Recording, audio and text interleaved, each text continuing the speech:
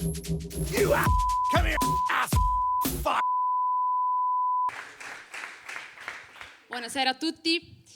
A 15 anni sono stata per la prima volta al funerale di uno sconosciuto. Cioè, non è che mi sono imbucata a un funerale qualsiasi, no, ai tempi ero sana di mente.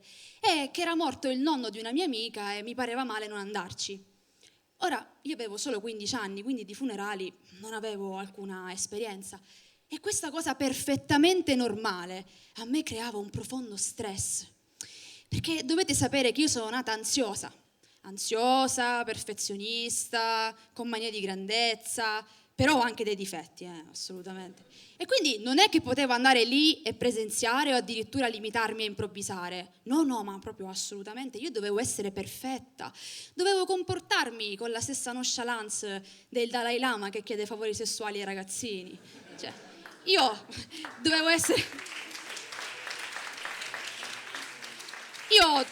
essere Lenzo Miccio dei funerali, la boss delle cerimonie funebri, ovviamente, chiaramente. E allora ho chiesto ad amici e parenti, non lo so, se esistesse qualcosa che potesse aiutarmi, tipo un libretto di istruzione per i funerali, un galateo funebre, una guida per le dipartite, un manuale per le giovani marmotte a lutto, cioè qualcosa che mi desse un supporto, no?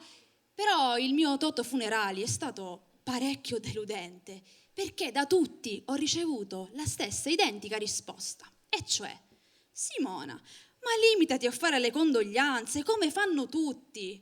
Ma tutti chi? Io ho 15 anni, non ci sono mai stata a un funerale e poi io ci ho provato ad ascoltare le condoglianze che facevano lì. Una ne ho sentita di una persona che ha fatto così: mi dispiace tantissimo, ma lo vedi quella quanto si è fatta, mamma mia. Cioè, una cosa che non potevo replicare. Poi un altro ha fatto tanti auguri. Cioè, vabbè, quello era un funerale di una suocera, non c'entra. Però dico, cioè, è capitato anche questo, no? E allora, però, ho visto che c'era un aspetto comune a tutte le condoglianze. Tu ci avete fatto mai caso? Il profondo imbarazzo. Cioè, le condoglianze sono una tragedia nella tragedia, tutti si vergognano a farle, cioè sono nella top 10 dei momenti più imbarazzanti della vita, subito dopo quelli in cui realizzi che per sapere quanti giorni è ottobre ti devi cantare in testa la canzone dei mesi, no? Quella 30 giorni a novembre, 31, ottobre ne ha 31. E allora mi sono chiesta, ma perché nessuno ha inventato ancora un prestampato di condoglianze? Abbiamo moduli per fare qualsiasi cosa, basterebbe metterla in chiesa, tu vai lì, lo compili, se ti senti ispirato le scrivi un po' poetiche, ti firmi Giovanni Pascoli, le consegni, buono, è finita, c'è nessuna ansia da condoglianze, cioè noi possiamo mandare il nostro avatar nel metaverso a lavorare. Io le condoglianze dovevo farle di persona, per forza quel giorno. Vabbè, allora siccome la mia ansia aumentava, non sapevo che fare, ho detto: Simona, prova a fare una prova generale di condoglianze. Cioè tu prendi una persona che conosci, vai lì, gli fai le tue migliori condoglianze e se vanno bene diventano il tuo tormentone funebre. Cioè, della serie, le cose sono due, condoglianze mie, lacrime tue, no? Era perfetto, era perfetto. E allora, appunto, la madre della mia amica, perché la conoscevo, ma soprattutto il padre morto non era il suo, e mi incammino per la navata, con la stessa eleganza della regina Elisabetta, ripetendomi: ce la puoi fare, ce la puoi fare.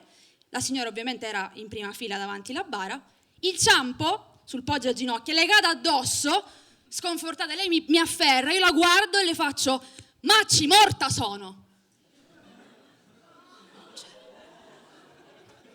Cioè non si sa se ridere, se piangere, non sapevo. La signora, anziché apprezzare l'originalità di questo cordoglio funebre, mi guarda, inorridita, e fa: Simona, sei sempre tu. Io, ma prima non ero io. Ma perché? Sei sempre tu che? Ma chi ti aspettavi che fossi la Vergine Maria? Ma poi sei sempre tu. Sempre io faccio le condoglianze distese. Sempre io mi tuffo ai piedi dei morti. Ti risulta questo mio feticismo? Ma poi sei sempre tu, non so se vi è mai capitato che qualcuno ve l'abbia detta, è una frase che fa profondamente incazzare, perché chi ce la dice in realtà ci vuole fare vergognare di noi, ma senza dirci cos'è che non gli piace. Allora io mi sono incazzata e le ho detto: sì, sono sempre io, come anche tu sei sempre tu, sei un'estate senza mare, sei un bagno senza finestre, sei una granita al limone senza la brioche, fai cacare. Io gliel'ho detto, nella mia testa, però io gliel'ho detto, perché in fondo avevo solo 15 anni ed ero anche una ragazza a modo e quindi l'ho guardata e le ho detto, al suo sei sempre tu, grazie, altrettanto. Grazie signori.